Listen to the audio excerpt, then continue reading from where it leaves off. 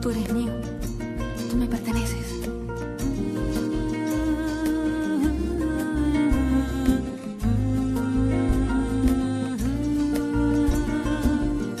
Cuando aún no existías, cuando habitabas en la nada, te eligieron mis manos, te tomaron del barro, de la tierra. Yo te di de mi aliento, yo soy tu impulso de vida. En mis manos recibiste el poder de existir.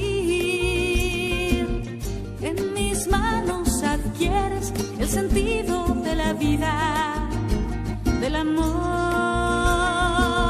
Te formaron mis manos, naciste de mi aliento, saliste de mis manos.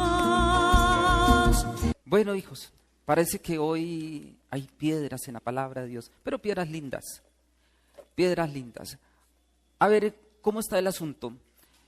El domingo pasado, estamos todavía en Lucas, el domingo pasado era Lucas 9, 18, 24. Jesús va rumbo hacia dónde, para ubicarnos. Va rumbo a Jerusalén, es decir, que si va rumbo a Jerusalén, pues Jesús, ya sabemos a qué va Jesús a Jerusalén. ¿A qué? A morir. Va a morir, eso es el discurso, dice Jesús va rumbo a Jerusalén y va a dar la vida por nosotros. El domingo pasado, en vista de que lo estaban siguiendo muchas personas, entonces Jesús va a preguntar, hombre, ¿quién dice la gente que soy yo? ¿Quién dice? Y entonces ahí pues donde escuchamos las diferentes versiones sobre la que podía ser ese gran maestro. Unos que profeta, Elías, Jeremías, bueno, en fin. Igual también hoy algunos confunden a Jesús con un gran líder espiritual, lo que sea filosófico.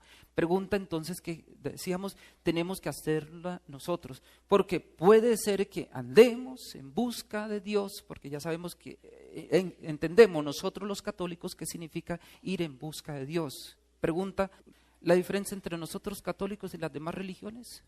Sí, ¿y cuál es la diferencia entre nosotros? La grande. La Eucaristía, ¿qué más? Y en cuanto a todo lo macro, es decir, lo gigante, ¿en qué nos diferenciamos nosotros los católicos de las demás religiones? Porque escuchamos siempre, padre, pero es que, ¿cuál es el problema de ir a la iglesia a la Roca, de ir a la iglesia a la Pandereta, de ir a la iglesia? ¿Todo es qué? Todo es igual. ¿Todos buscamos a quién? Todos buscamos a Dios. Nosotros los católicos buscamos a Dios. Nosotros buscamos a Dios. Nosotros buscamos a Dios, los católicos. ¿Y por qué a veces escuchamos, padre, pero si todos andamos buscando a Dios, o nosotros mismos decimos, oiga, busque a Dios? Entonces, ¿lo buscamos o no lo buscamos? ¿Nosotros buscamos a Dios? No, Él ya está con nosotros. Mira que estoy a la puerta y llamo. Si llego a la puerta de ustedes y toco, es que, ¿quién busca a quién? Pues yo los estoy buscando. Cuando decimos nosotros, busque a Dios, sencillamente es abra la puerta de su corazón y deje entrar a su Señor. Eso es todo, ¿de acuerdo? Entonces las otras religiones, a los otros les gusta el paseo millonario. Dicen, no, ando buscando a Dios. Pues entonces yo siempre les digo, qué pena, pues cuando lo encuentre me lo saluda. Cuando lo encuentre. Porque esa es la realidad del ser humano. Nos fascina el paseo millonario. Ahí andamos. Vivan las sectas, vivan los grupos, viaje por ellos. Ya cuando están ojerosos, cansados, flacos y sin ilusiones y sin ningún Dios más que su Dios hecho a su imagen y semejanza, se dan cuenta que estaban como da vivienda con su Dios equivocado. Por eso muy claro el domingo pasado, ¿quién dice la gente? Por eso nosotros como San Pablo no conocemos, solo conocemos a un solo Cristo, uno nada más. ¿Y qué características reviste el Jesús católico? Crucificado. No conozco a otro Cristo, más que Cristo ¿qué? Crucificado, nada más.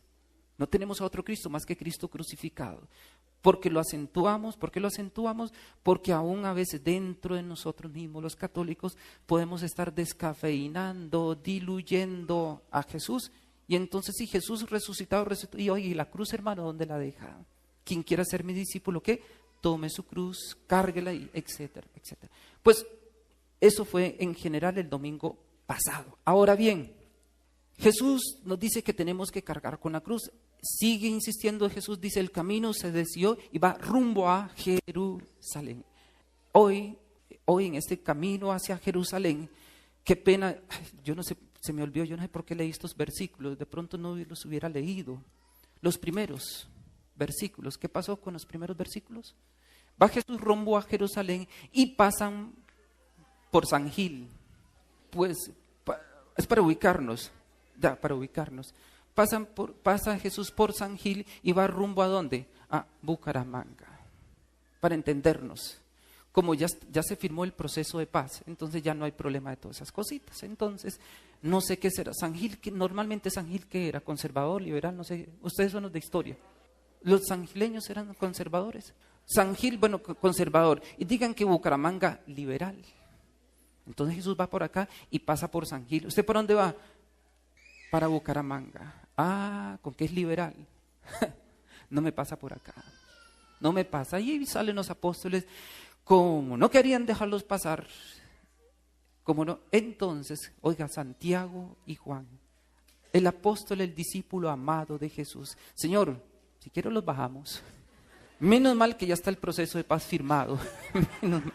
Menos mal, por eso como que quedó un poquito desubicado el evangelio ahí, pero hay que decirles a ellos que ya firmamos la paz, Entonces no hay necesidad de mandar a bajar fuego para quemar a esos desgraciados. No, tranquilo, fresco. Ya eso ya no, ahora cesen las armas, cese el fuego, ahora empieza otro gran proceso. Así que démosle gracias a Dios por esa firma del Tratado de Paz.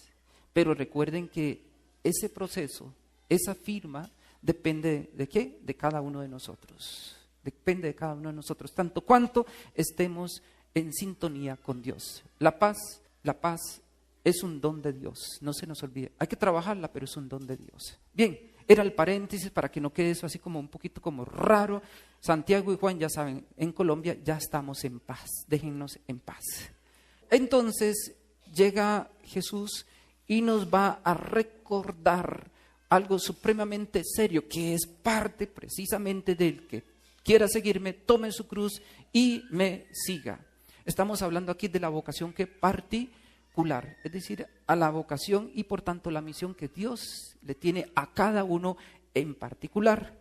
Pero entonces, para poder llegar a discernir y tener claro cuál es esa vocación, tenemos que pasar antes por otra vocación, la que San Pablo nos está recordando hoy en la lectura en Gálatas. ¿Cuál vocación? A ver si estuvimos atentos. ¿Cuál vocación? La vocación, porque muy pocas veces meditamos eso, vocación a la libertad. Vocación a la libertad. Nadie puede llegar a comprender, nadie puede saber cuál es la cruz que Dios quiere, no mi cruz, sino la cruz que Dios quiere, si antes no he respondido a la vocación a la libertad, pues para ser libres nos liberó Cristo Jesús. Entonces, según eso, brevemente, ¿qué es? ¿Qué implica entonces la libertad? Libertad, así en general, en macro, sería que como la propiedad de la voluntad. Jesús va rumbo a Jerusalén. Jerusalén es signo de la voluntad. Por tanto, es en la voluntad donde se toman las ¿qué? Decisiones. Entonces, si mi voluntad, si mi Jerusalén, si la Jerusalén de mi voluntad, de mi corazón, está esclava, luego no puedo saber cuál es la vocación a la cual Dios me llama. Entonces tengo que liberar mi voluntad, va rumbo a Jerusalén. Esta semana que pasó, justamente meditábamos en la comunidad la crónica de un destierro anunciado. El pueblo de Israel se aleja de los mandamientos de Dios y el lunes pasado, la zona norte de Israel es deportado en el año 722. La zona norte, la zona intelectual. Cuando no hay criterios, cuando hay tinieblas en la mente, entonces viene la deportación. Y como consecuencia lógica de no tener las ideas claras y los criterios claros, de vivir en las tinieblas, como nos dice la oración colecta, vino la segunda fase de la deportación en el año 500 y resto, antes de Jesús, por supuesto. ¿De qué? Del reino del sur, Jerusalén. La voluntad. San Pablo lo dice, los que pudiendo haber conocido a Dios no lo quisieron reconocer en la creación, entonces fueron esclavos de sus ideas, de sus pensamientos, y vino las tinieblas del corazón. El cisma, diríamos, el error intelectual prepara al error, o al error ¿qué? Moral. Cuando no hay criterios claros, viene entonces el desorden. Y por eso dice San Pablo, Dios los entregó a las tinieblas de su corazón. Si queremos entender esas dos deportaciones, Romanos capítulo 1, ahí entendemos eso. Ahora, entonces, libertad es como esa criatura que Dios coloca en nuestra voluntad. ¿Para qué? Que nos permite dirigir nuestra conducta hacia el fin que Dios nos tiene destinado a cada uno de nosotros. Es decir, que libertad no es tanto una opción, no es que elijo o no ser libre, es que somos libres. Una cosa es decir, tengo libertad, y otra cosa es decir, soy libre. Dos cosas distintas. El tener es accesorio, mientras que si yo digo soy, es algo que está inscrito en mi ser. Podríamos decir que la libertad es algo que está inscrito en mi ser, y esa libertad es para realizar el bien al cual Dios me ha llamado. Eso es lo que tenemos que tener claro en esta idea de ¿qué? De libertad. No es entonces tengo, sino que soy libre, somos libres, y por tanto nadie puede renunciar a ser libre, nadie puede renunciar a ser libre. No consiste, por tanto, libertad no consiste en hacer lo que yo quiera. Eso no es libertad, no. Sino en qué, sin que nadie me lo prohíba. No es, eso no es libertad. Sino que la libertad es para realizar siempre el bien. Siempre es para realizar el bien. Si creemos que libertad es la posibilidad de elegir el mal, no. Porque en ese caso ni Dios sería libre. Dios no sería libre entonces.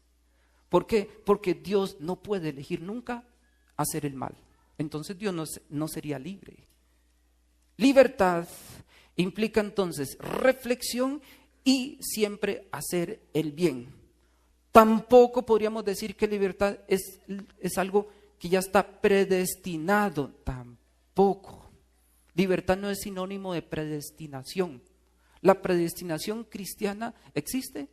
¿Existe o no existe? Depende de qué me estén diciendo, de qué predestinación. Predestinación particular, no. Existe la predestinación universal. ¿Qué es la diferencia? La predestinación particular sería que no importa lo que usted haga, por más bueno que sea, por más obras buenas que haga, usted está predestinado al infierno, genio y figura hasta el infierno. El otro puede ser la persona más dañada de este mundo fresco porque su predestinación es el cielo. Tampoco, eso no es. La predestinación cristiana es Dios quiere que todos los hombres se salven. Eso es la predestinación, diríamos, universal y cristiana. San Pablo, Dios nos predestinó. Dios nos predestinó. Es decir, Dios nos llamó a ser santos si nosotros queremos. Es lo que San Agustín nos ha recordado, lo hemos también meditado en algunas ocasiones. Dios que nos hizo sin nuestro permiso. ¿A alguien le pidieron permiso para nacer? Ninguno. No nos puede salvar sin nuestro permiso. Por eso predestinación no existe particular. Dios quiere que todos los hombres se salven. Dios quiere. La iglesia por eso no mete la mano al fuego por ningún cristiano para asegurar esta persona se salva, esta persona se condena. No podemos, la iglesia no puede meter la mano en eso. De hecho, cuando se beatifica un santo, ¿qué tiene que hacer la iglesia? Esperar años o siglos que el Espíritu revele por acontecimientos externos la santidad de esa persona. Mientras tanto, en el salón de la justicia, hermano, no se sabe. No se sabe. Ahí sí es cierto, caras vemos, corazones no sabemos. porque siempre nos quedó como una señal de tránsito en el Evangelio. Las prostitutas y los publicanos nos llevan la delantera en el reino de los cielos. Ellos nos llevan a delantera. ¿Cuánto de delantera? No sé, pero nos llevan a delantera. Eso es la libertad. Entonces, el hombre opta por el bien o por el mal, sabiendo entonces que la elección por el mal esclaviza. Ahí viene entonces el asunto, moralmente hablando. Cuando una persona opta por hacer el mal, cuando una persona libre y voluntariamente opta por mentir, por robar, es decir, cuando una persona libre y voluntariamente elige por el espíritu de la carne, por la carne, entonces desde ese momento se vuelve ¿qué? Esclava, dice San Pablo, es lo que dice. No os digo andad según el espíritu, no realicéis los deseos de la carne, pues la carne desea contra el espíritu, hay entre ellos un antagonismo, etc. Es decir, que quien opta por la carne se esclaviza. Quien opta por el espíritu es libre. Para ser libres nos liberó Cristo Jesús, dice San Pablo. Por eso, recordarnos, libertad no es hacer lo que yo quiera. Eso no es libertad, por Dios, hijitos. Papá y mamá, por favor, esa idea trabajémosla mucho en la casa, porque estamos ya con esa idea, ese run. No es que libre, yo quiero hacer lo que a mí me dé la gana. Eso no es libertad, eso es bobería. No, sino, ¿quién es libre? El que quiere hacer lo que se debe hacer. Ese es el libre. Si yo he asumido una responsabilidad, ¿cuándo demuestro mi libertad? Cuando tomo la decisión de hacer eso por amor y pongo el sello de mi amor en esa obra. Ahí es cuando soy libre, porque realmente lo que nos hace libres es ¿qué? El amor. Entonces, cuando yo hago algo, lo asumo con amor y lo hago con amor, el deber lo cumplo con amor, aunque mi carne no quiera. Ese es un gran problema que tenemos hoy día, que nos estamos dejando llevar mucho ¿qué? Por los sentidos. Cuando a mí me nace, cuando a mí yo quiera, cuando uno tenga gusto, por Dios, hijitos, ese no es el criterio para hacer las cosas. Libre no es el que hace las cosas cuando siente. Dios libre, eso fuera el criterio, estaríamos en edad de piedra, y más que de piedra. Entonces, tampoco es libre el que hace lo que le viene en gana, sino el que hace el bien porque le da la gana. Ese es el libre. Escuchemos la expresión. Libre, entonces, no es el que hace lo que le viene en gana. Yo quiero matar porque me da la gana. Será un bien para usted, pero no es un bien. No, libre, repito, no es el que hace lo que le venga en gana, sino el que hace, ojo, el bien porque le da la gana. Y no cualquier bien. Recordemos los criterios, si no lo hemos escuchado o se nos olvida a veces los criterios. ¿Cuáles son los criterios para saber que lo que estoy haciendo es un bien? Son 3 criterios. Ojo, 3 criterios, nunca se nos olviden estos 3 criterios. Que sea unánime. ¿Qué significa unánime? ¿Qué entendemos por la palabra unánime? Es decir, que todos los que estamos hoy acá estemos de acuerdo en que eso que yo voy a realizar o que cualquiera de ustedes realice sea un bien. Que haya ¿qué? Unanimidad. 2, segundo aspecto de esto, que aporte algo positivo. Si lo que voy a hacer no aporta algo positivo para los demás, no lo hago. No lo hago. Tiene que haber algo positivo para los demás. Y 3, que alivie el sufrimiento de los demás. Entonces, ¿cuáles son los criterios? Frente a algo, voy a hacer algo, porque como dicen que la libertad exige reflexión, entonces yo voy a hacer algo y empiezo a reflexionar 3 cosas. Lo que voy a hacer, ¿hay consenso? Es decir, que todos los demás, si yo le preguntara a los demás, ¿eso que voy a hacer es bueno? Entonces lo hago. 2, eso que voy a hacer, ¿aporta algo positivo a mi familia, a la sociedad? Y 3, eso que voy a hacer, ¿va a traer alivio o va a ser una cruz para los demás. Esos serían como los 3 grandes criterios para discernir el bien que la libertad me pide realizar. La libertad entonces será mayor mientras mayor sea el autodominio que tengamos. Mayor, un borracho, un drogadicto podrá decir, yo soy libre porque tomo. ¿Será libre? No es libre. ¿Está qué? Esclavo. De hecho, lo decimos, oiga, usted está esclavizado por el alcohol, usted está esclavizado por la droga, está esclavizado. Es decir, esa criatura lo tiene que atado en su espíritu. Libertad la tenemos que entender, según esto entonces, ausencia de cadenas. No hay cadenas en la Jerusalén de nuestra voluntad, que no hayan cadenas. ¿Cuáles cadenas? Tendríamos que enumerar todos los vicios que podrían estar encadenando nuestro espíritu, nuestra voluntad, cada uno sabrá. Normalmente es lo que llamamos nosotros el vicio dominante. Cada uno tiene un aguijón, tiene algo que lo esclaviza, A unos, por ejemplo, la pereza.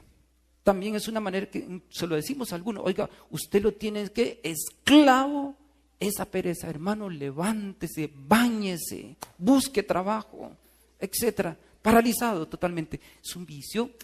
Su voluntad no es libre. Su Jerusalén está esclavizada. Para otros será la ignorancia. La ignorancia. La iglesia hoy suplica al Señor, al Padre bueno, que nos libere de las tinieblas del error.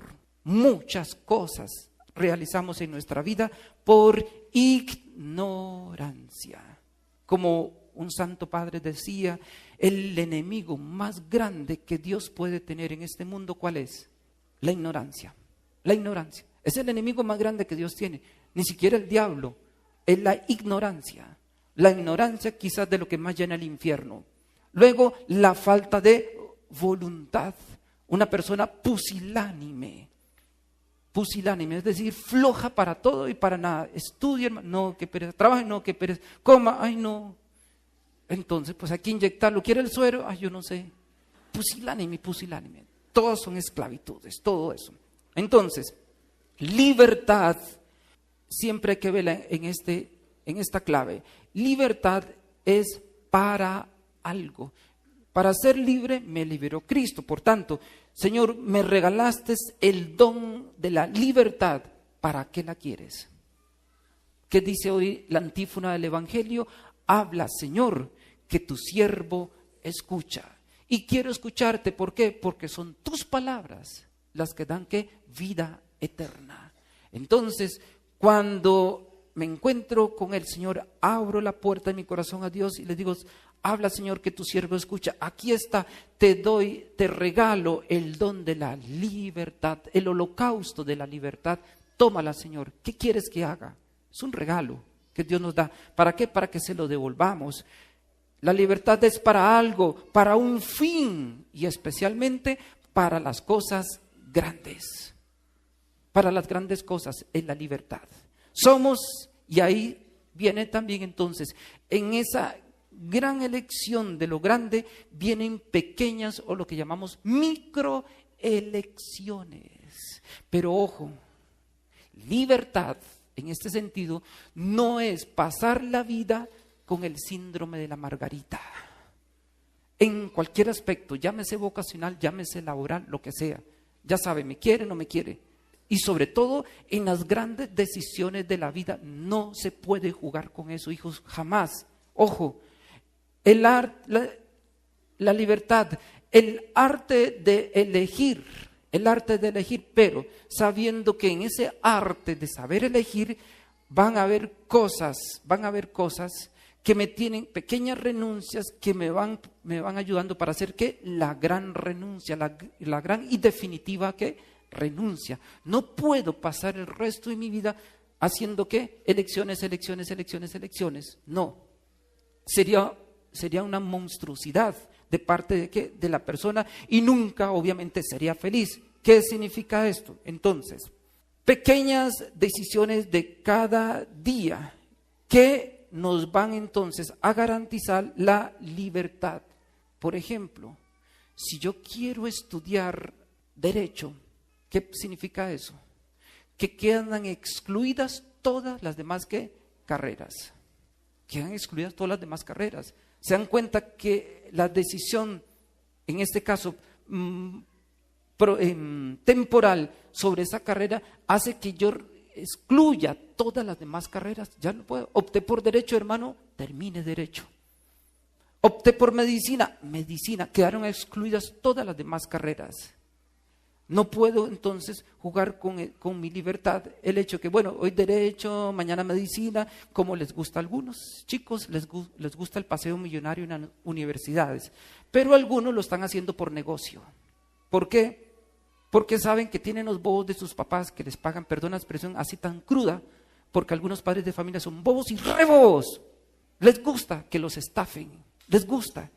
El pelado ya tiene 30 y punta de años y está en segundo semestre. No, papi, yo no sé. Es que no, el derecho no hay mucho que leer. Bueno, ¿qué quiere? Pues matemáticas. Entonces, próximo semestre matemáticas. Y el otro, no sé, es que matemáticas, que no sé. De pronto química. Bueno, química.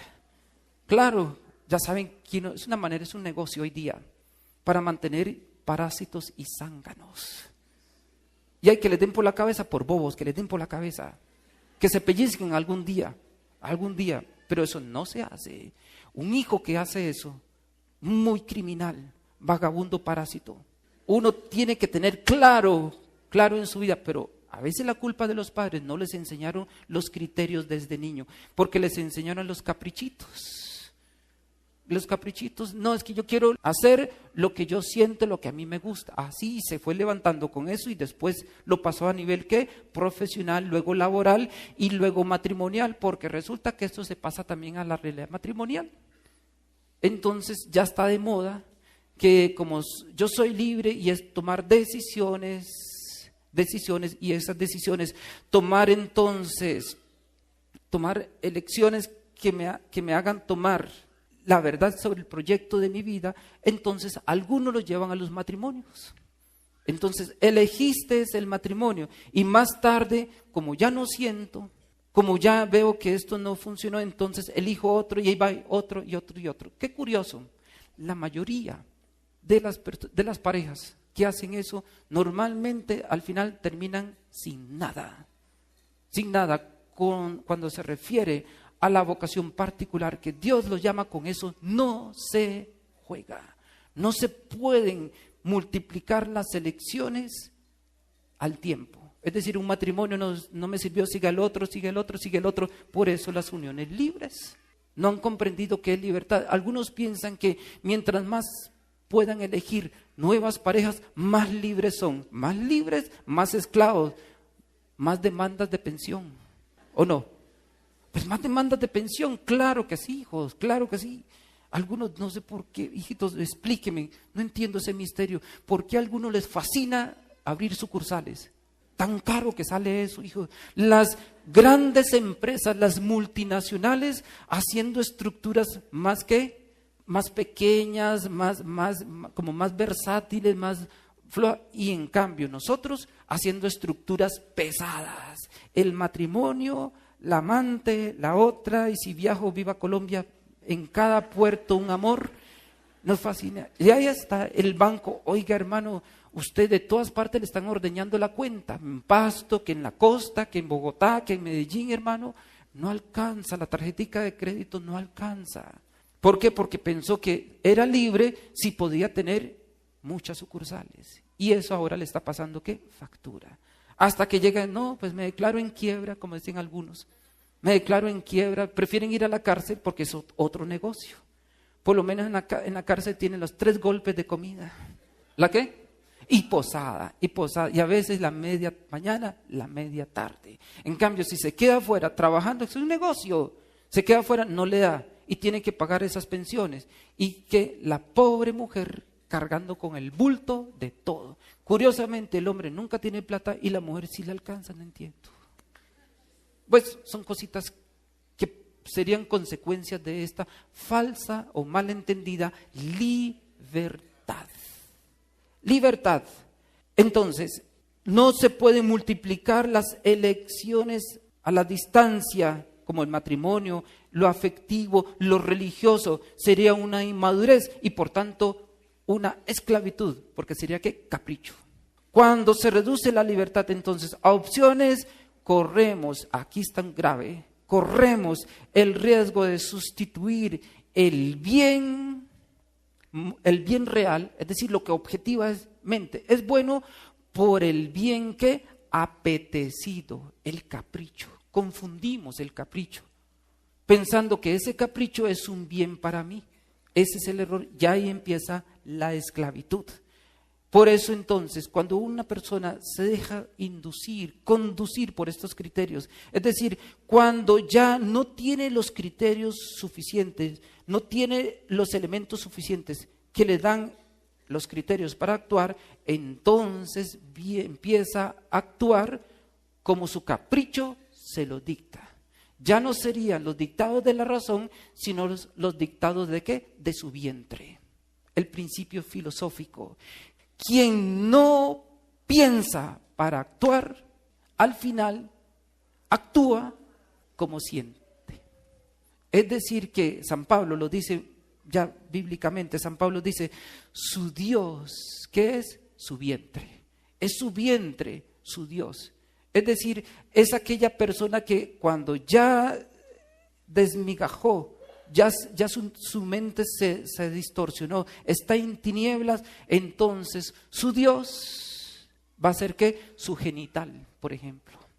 Ese va a ser su Dios. Y actúa con base a ¿qué? A eso.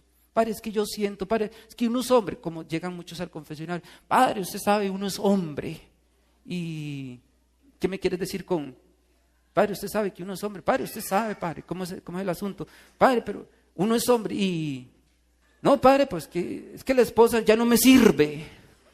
Yo dije un día, ¿verdad? Yo no sé, hace unos días estuve a 1 milímetro de arrimarle la mano a un hombre.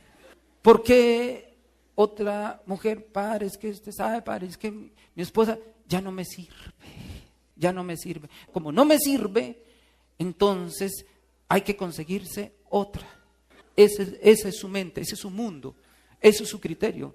San Pablo entonces, como no quisieron escuchar la voz de Dios, como no quisieron reconocerlo ahora, entonces su Dios serán sus vergüenzas.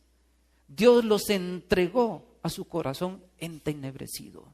Eso no es libertad, hijitos del alma, comprendámoslo.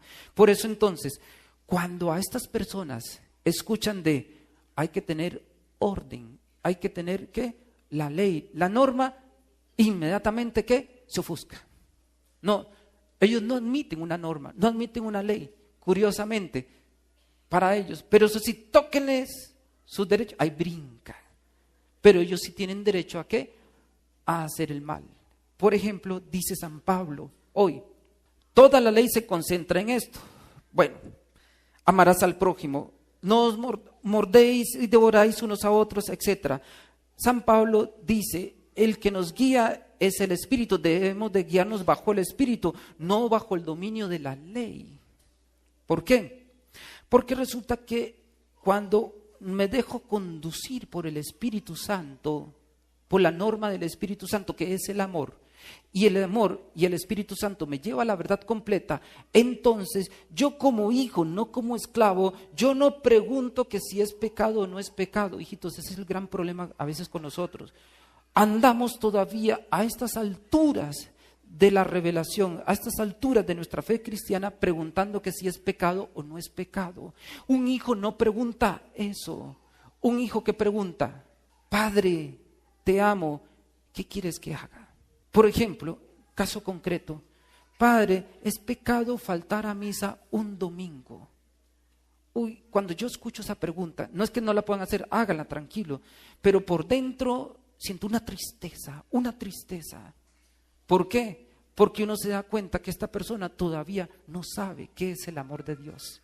Y anda como un esclavo con el derecho canónico, con un montón de cosas, viendo, no, ¿es pecado o no es pecado? Un hijo no pregunta eso. Un hijo pregunta, oiga, Padre, ¿cómo puedo agradarte? ¿Cómo puedo amarte?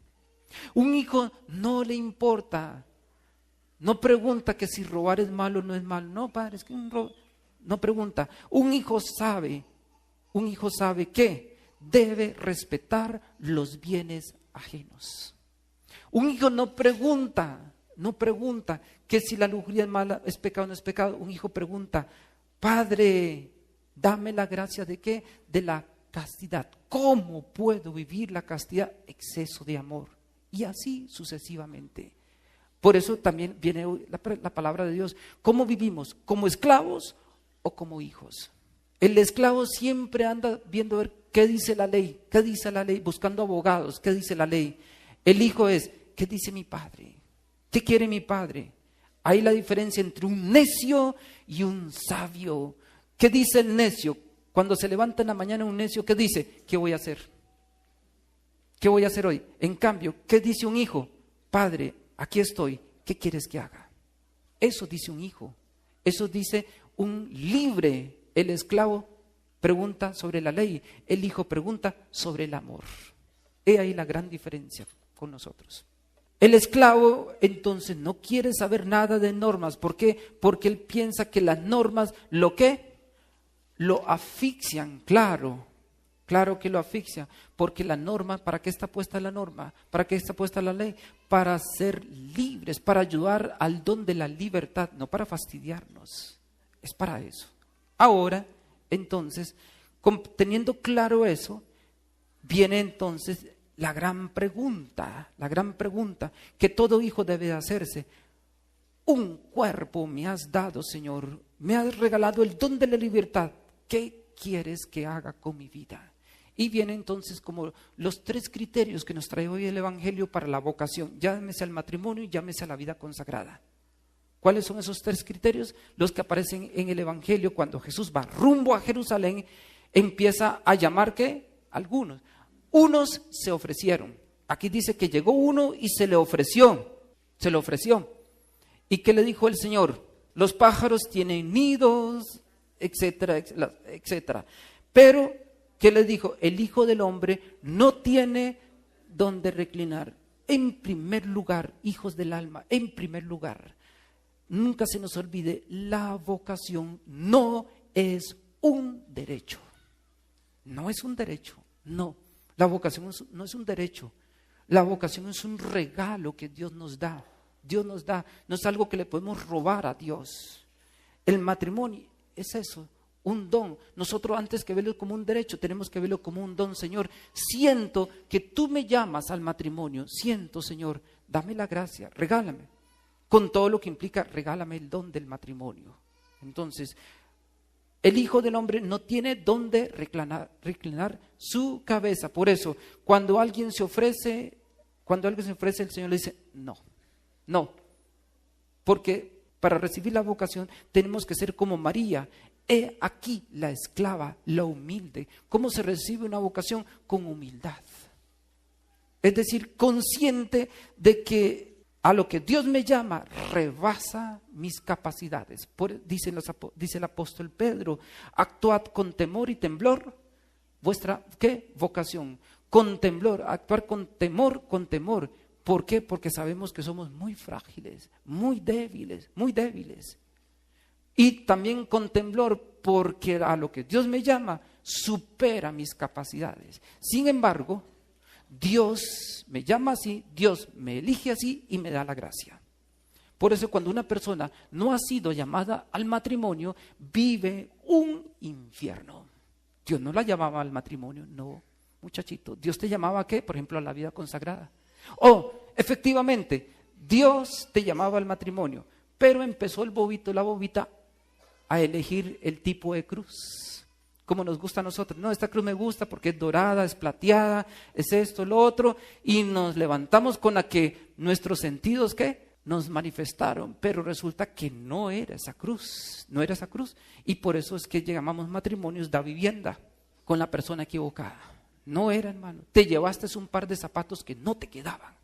Pero es que eran muy lindos, sí, pero mire los juanetes que tienes, hermano. Pareces una eterna cuaresma de morado. No eran lo que Dios quería. Y aclaro aquí en esto, cuidado, algunos ensillando la bestia sin tenerla, ¿cómo así? Dice, la moda es que vayan y anule el matrimonio. ¿Cómo que anule el matrimonio? ¿Quién dijo eso? Ahora se quieren anular los matrimonios por todo y por nada. Padre, es que mi esposo me fue infiel o mi esposa me fue infiel. ¿Puedo anular el matrimonio? ¿Y por qué andan diciendo eso en los sitios de trabajo? Padre, ahí en la oficina están diciendo, oiga, ya, anule el matrimonio. Hay gangas, lo están 2 por 1. Vaya y se lo anula. ¿Quién dijo eso? No, hijitos.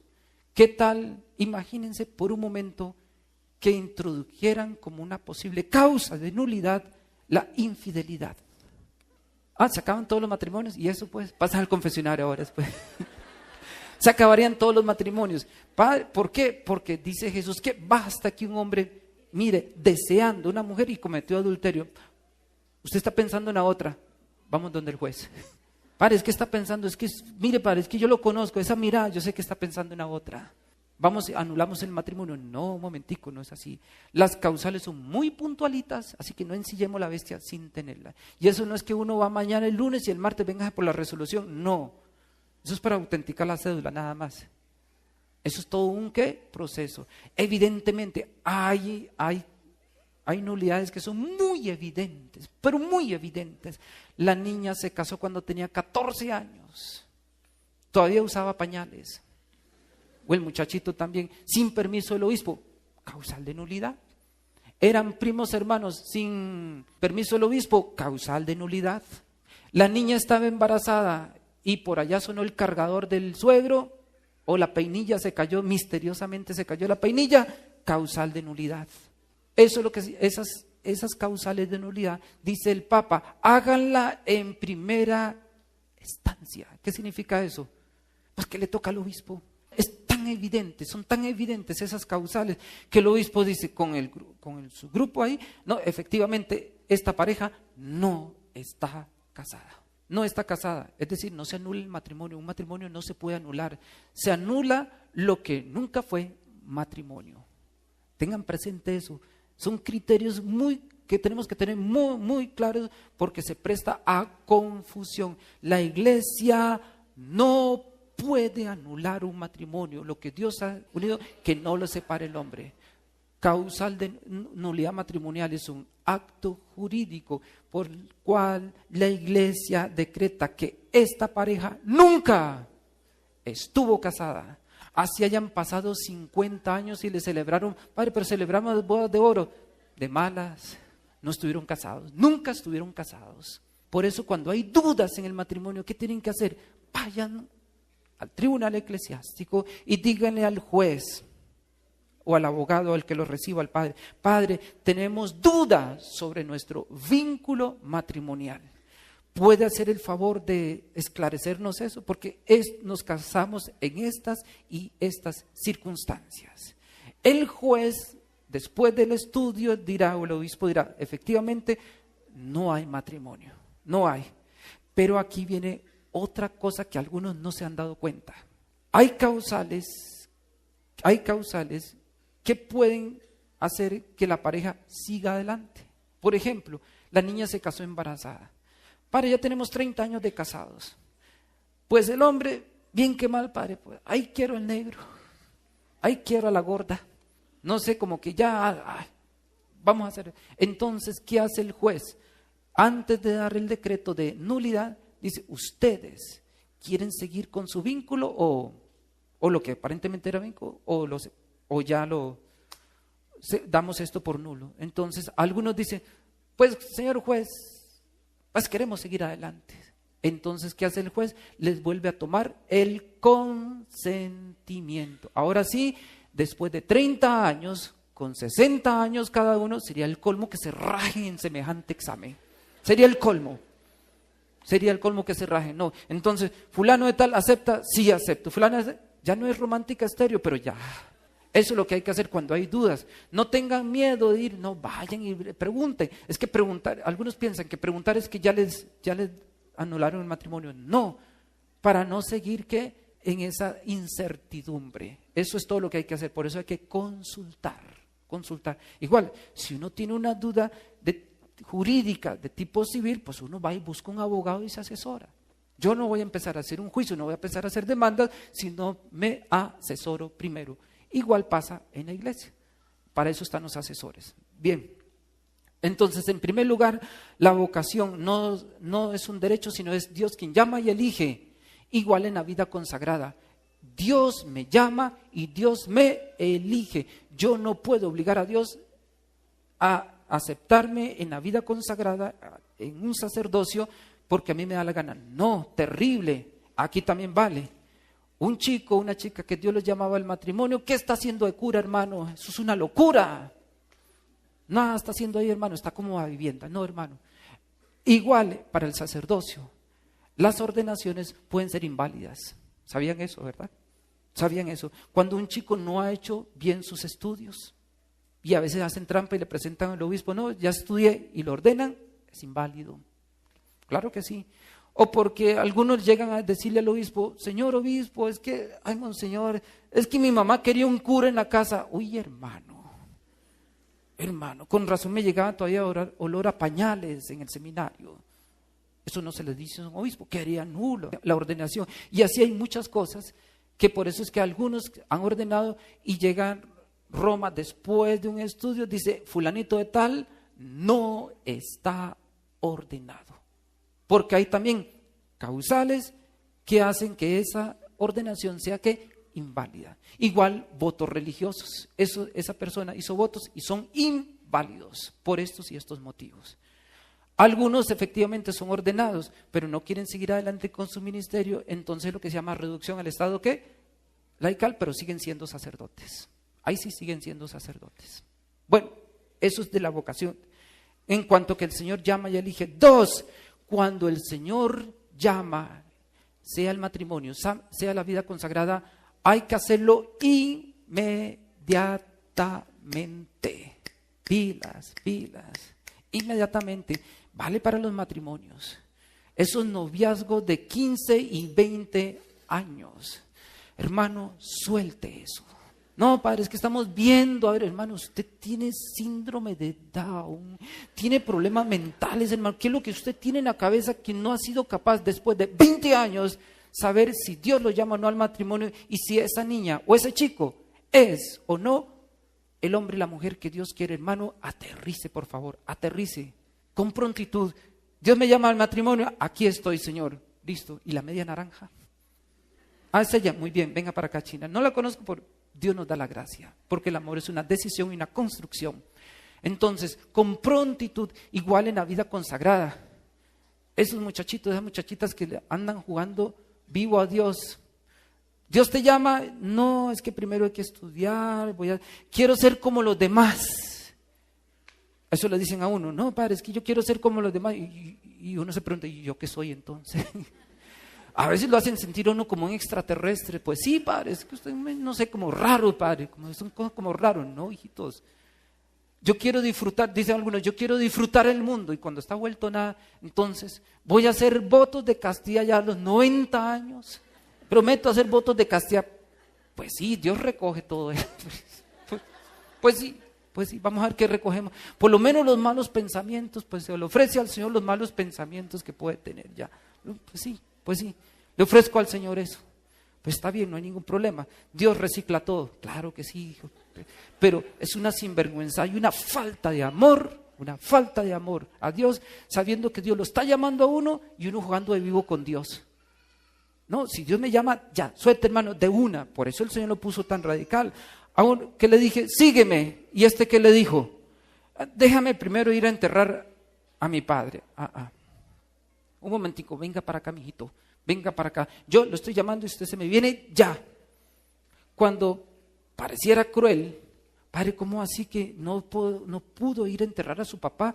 No se trata tanto del padre de qué, biológicamente hablando. No, se trata de lo que San Pedro dice, del inútil proceder de nuestros padres. Es decir, todo el ambiente cultural que se opone, y desde ahí ya se opone, y nosotros nos tenemos que oponer, que se opone al llamado de Dios. Y si en ese ambiente, en esa cultura, entra papá y mamá, de malas, se convierten en nuestros ¿qué? Enemigos. Igual en el matrimonio. No es que yo no quiero que usted se case, entonces ¿qué? ¿Cómo que no me case? Entonces, ¿con quién me voy a casar? No, es que yo quiero que usted se quede aquí siempre en la casa. ¿Siempre? ¿Qué tal eso? Qué sinvergüenzada. Y algunos se escudan en que no, es que pobrecito papá y mamá, no los puedo dejar solos. Sinvergüenza. Sinvergüenza, eso es una sinvergüenzada. Y eso es una falta de amor. Dios te está llamando, vete. Padre, pero si es que, Padre, ¿quién nos va a mantener? Mentira, yo se los digo por experiencia. Perdonen los que me han escuchado. Cuando trabajaba y estudiaba, 80% de las entradas económicas las colocaba este burro en la casa. Y Dios me llama, pero Señor, mi mamá, mis hermanitos, sígueme. Chino canzón, sígueme. Pero Señor, sígueme. Y efectivamente, por gracia de Dios, obviamente, menos mal que fue hace ya como 900 años de eso. Hoy estaría con síndrome de la Margarita. ¿Será que sí? ¿Será que no? ¿Será que sí? ¿Será que no? Cuando el Señor llegó y me dice, sígueme, digo, listo, Señor, me voy. Claro, oiga, esa misma semana Dios respondió, claro, 80% de las entradas, pero yo me comía el 90%. Estaría más caro el caldo que los huevos, ya, uno menos, 6, uno menos. Claro, se drenó y no solo eso, la casa quedó libre. Porque con lo que me dieron el trabajo se pagó la casa. Ahora sí, ¿algo más? Bueno, si es así, está bien. Listo. Y por eso, cuidado papá y mamá, cuando saben que Dios está llamando a sus hijos, no jueguen con eso. ¿Cuántos padres de familia hoy están llorando el haber sido un obstáculo para sus hijos? Cuando papá y mamá escuchan que un hijo dice, papá, mamá, siento que Dios me llama a la vida consagrada, escucha uno ciertas expresiones como, prefiero verlo muerto antes de cura, y muerto lo tendrás. Las palabras tienen poder, y ojalá muerto físico, ojalá, sino la muerte peor, la del pecado, porque hoy tu hijo drogadicto, borracho, con un montón de hijos regados, tú dijiste muerto, tenlo, ahí tienes, muerto, y muerto por el pecado. Con eso no se juega, hijitos, no. Si sientes que Dios llama a tu hijo, mi hijito, hágale, hermano, hágale. Mami, usted solo ocúpese de una cosa, decirle sí a Dios, hermano. Eso sí, lo que haga, hágalo bien, si no, no lo haga. En ese sentido, sean muy desprendidos. Los hijos no son de papá y mamá, los hijos son de ¿qué? Son de Dios. Igual, una prueba, igual que el trabajo. Los muchachos, los jóvenes acá, ¿cuántas veces escuchan hablar de santidad en la casa? Rarísima vez, rarísima. Digan hoy, después, cuando lleguen en la casa, estén reunidos, si es que logran reunirse hoy o mañana, suelten lo siguiente, nada más así una joven, papá, mamá, no sé, como que el evangelio hoy como que me tocó, dice, sígueme, quiero irme al seminario. ¿Por qué? No, yo no sé, como que quiero ser santo. La primera vez que van a escuchar en su casa que es posible ser santo sin necesidad de consagrarse, va a ser ese día. Hagan la prueba, no se los estoy mintiendo, no estoy mintiendo, hagan la prueba. Cuando uno escucha, papá, que la palabra más hermosa que dice es HP, ese hombre va a decir, pero mi hijito, mi hijita, si usted aquí puede ser santo, wow, eso se cae en la casa. Eso es un demonio que salió por ahí. La primera vez. ¿Por qué? Porque no soportan, hasta ahí llega el egoísmo, el inútil proceder de nuestro mundo, que nos enseña que cuando se trata de servir a Dios hay que darle las migajas de lo que no sirve. Hoy el Evangelio nos dice, cuando el Señor llama, es con prontitud, que Dios da la gracia. Y finalmente, el tercero, ¿cuál es? No usar espejo retrovisor. Padre, pero si uno lo para la policía de tránsito, le revisa si tiene los retrovisores, eso es para los vehículos. Pero en la vida consagrada no puede haber espejos retrovisores. ¿Qué significa el espejo retrovisor? Déjeme ir a despedirme de mi familia. No, el que pone la mano en el arado y está mirando para atrás no sirve. Obviamente que el Señor está hablando de el arado antiguo. El arado antiguo, no sé si alguno usó ese arado. ¿Alguien usó arado antiguo? A mí me tocó ese arado. El arado, la yunta de bueyes se coloca y el arado que es la parte de metal, Y entonces uno tiene que ir así, chuza a los bueyes y los bueyes van ¿qué? Van arando. Si uno vuelve a ver cómo está quedando, el surco se le queda ¿qué? Torcido. La yunta de bueyes es con rayo láser. Pone uno la mira y ahí, no, lindo, y el surco queda preciso. Pero si uno está volviendo a ver para atrás, el surco se le daña. Los bueyes van donde uno los pincha y de ahí no se mueven. Eso es lo que está diciendo Jesús. En la vida práctica vale eso. Se casó y algunas niñas se dejan el espejo retrovisor viendo el ex o la exnovia, el exnovio y la exnovia, y están así, ay, si yo me hubiera casado con ella, ¿qué sería? Y ya tiene bodas de oro y están, padres que van a hacer confesión general, padres que a veces pienso, ¿qué hubiera sido si me hubiera casado con esa persona? Eso es estar mirando ¿qué? Echar la mirada para atrás. O en la vida consagrada, ay, no sé, padre, pues ahí está la muchacha, me dijo que nunca se iba a casar, esperándome. Sí, sucede, en Romántica Estéreo sucede eso a veces, sí. Pues la muchacha no se quiere, no, padre, me dijo que tiene esperanza. Y a veces me imagino, veo a otros con los hijos y yo me imagino, ay, mis hijos cómo estarían de este tamaño, etcétera, etcétera, etcétera. Mirar para atrás, ya no. Cuando Dios llama y elige, ¿qué hay que hacer? Quite los retrovisores, parta eso, fija la mirada, dice carta a los Hebreos, el rayo láser, la punta, fija la mirada ¿en quién? En quien inició esto, Jesús, y de ahí no lo quite, de ahí no lo quite. Es como atravesar, y especialmente en la vida consagrada y en la vida matrimonial, ambos servicios, pensemos en la imagen de Ulises. ¿Se acuerdan de Ulises? No de Ulises el vecino, no, sino Ulises el de la antigüedad, que tenía que pasar el mar de las ¿qué? Sirenas. ¿Y qué pasaba si escuchaba las sirenas? Su amor eterno, su esposa, no la podía volver a ver. Entonces, ¿qué hizo Ulises? Le dijo a los marineros, tápense los oídos. Entonces ellos se colocaron ahí unos Bose o no, unos que no sé qué era, los audífonos, se lo colocaron los audífonos, y a él, ¿qué hizo Ulises? A mí me amarran al palo principal del navío, es decir, ahí está el navío, y lo amarraron ahí sin audífonos,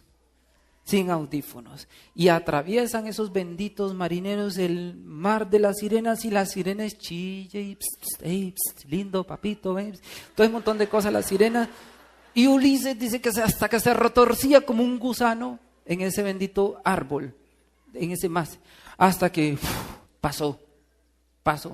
Así nos pasa en la vida consagrada, así nos pasa en la vida matrimonial. Hay que tomar el palo de la cruz, amarrárselas en aguas y amarrarse los pantalones, y aunque esté en la sirena, papito, mamita, ¿cómo está? Qué lindo, nada, y nos retorcemos como gusanos, ¿qué le hace? Hasta que un día lleguemos al mar de la eternidad, Dios. Entonces tenemos esas tres cositas en la vocación. No es un derecho, Dios llama y elige. 2, con prontitud. Y 3, sin retrovisor, no hay marcha atrás. Ya, quemen los navíos. No, me dejé una reservita ahí por si las moscas. De hecho, en el trabajo es muy interesante lo que cuesta conseguir un trabajo. Es más, hagan la prueba también los que ya tienen trabajo. Oiga, siento como que el Señor me llama a la vida consagrada. ¿Qué le dicen a uno? No, tranquilo, le aumentamos el sueldo. No se vaya. Y si uno dice, no, sí voy a hacer una experiencia, tranquilo, ahí le tenemos la gerencia. Estaba de mensajero y ya le tienen la gerencia. Si usted regresa, le damos la gerencia. Hagan la prueba. Mire, hijitos, eso no falla, hijitos. Mundo es mundo, y el mundo no soporta esto. Por eso Jesús es radical en esta realidad de las vocaciones, y este es el verdadero uso de la libertad. Cuando he encontrado el proyecto de Dios en mi vida, y lo sigo contra viento y contra marea.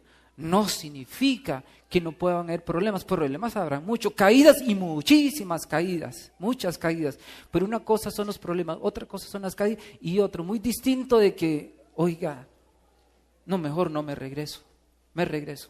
Una vez que se cierra el vuelo, una vez que se cierra el avión, no le va a decir uno al capitán, yo creo que me equivoqué de vuelo, pare, que me quiero bajar. Pues sí, parar sí puede, pero hermano, tírese porque aquí ya no hay probabilidades de nada. Y ser generosos, hijitos, sean generosos, sean generosos. Dios bendice. Miren, hijitos, con respecto a la vocación, en este caso a la vida consagrada, y aún al mismo matrimonio, padres de familia, cuidado, no estén presionando a sus hijos casados, sus hijas casadas. También mirar para atrás es estar mirando, no, mami, todos los días metido en la casa de mami, todos los días metido en la casa de papi. Oiga, hermano, ya, el que se casa, casa quiere, y costal para la plaza. Eso es otra cosa muy peligrosa. Muchos matrimonios se destruyen por los suegros. Papá y mamá ya son suegros. No se metan, déjenlos que se despedacen, que se despeluquen, déjenlos. Es problema de ellos. Como lo contrario, si se quieren abrazar, háganlo, son ellos.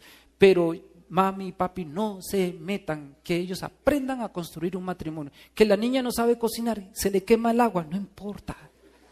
No importa, aprenderá. Que el muchacho apenas tiene para el transporte, ¿qué le hace? Con el hambre algún día se pellizcará, pero déjenlo solo.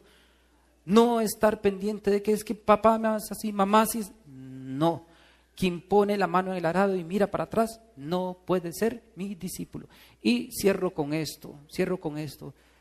Vean que Dios sí da la gracia y hasta el día de hoy lo confirmo, por lo menos hasta hoy. Y le pido la gracia a Dios por la ofrenda de mi madrecita. Después de casi 4 años la volví a ver en estos días. Y la despedida, la misma que me hizo cuando salí de mi tierra. Mi hijito, lo amo mucho, desearía, casi que no me soltaba, casi que me ahoga. Cuchita para tener fuerza. Bueno, mi amor, ya sabe, si no nos volvemos a ver aquí, nos vemos en el cielo. ¿Me puso tarea? Obvio que me puso tarea. Esa debe ser la respuesta de ¿qué? De un padre, de una madre, que sabe que los hijos no son suyos, son de Dios, y esa debe ser la respuesta. Ojalá que todo padre y toda madre, algo parecido, o igual o parecido, mi hijito, hágale. Y si no lo vuelvo a ver, ¿qué le hace? La alegría es que usted está haciendo la voluntad de Dios. Amén. Tú eres mío, tú me perteneces.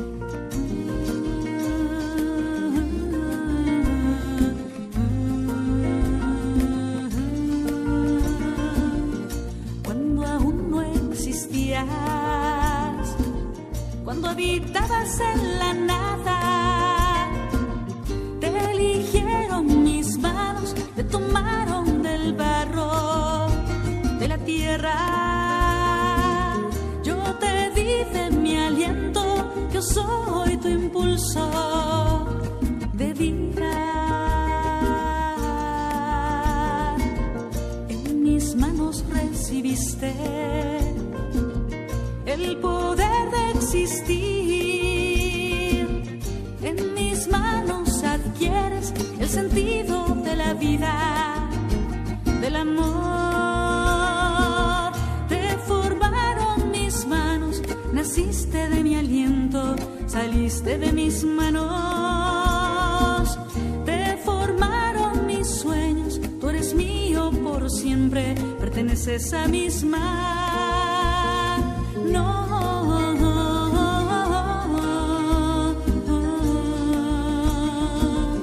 Es que un vaso de barro puede decir a su autor: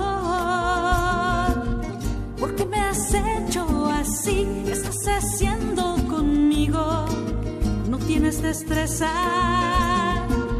Es que una vasija de arcilla puede decir a su alfarero: tú no me has hecho, yo no tengo autor. Eres un ignorante, eres criatura mía, eres obra de mis manos, llevas inscrita mi vida, eres obra de mis manos.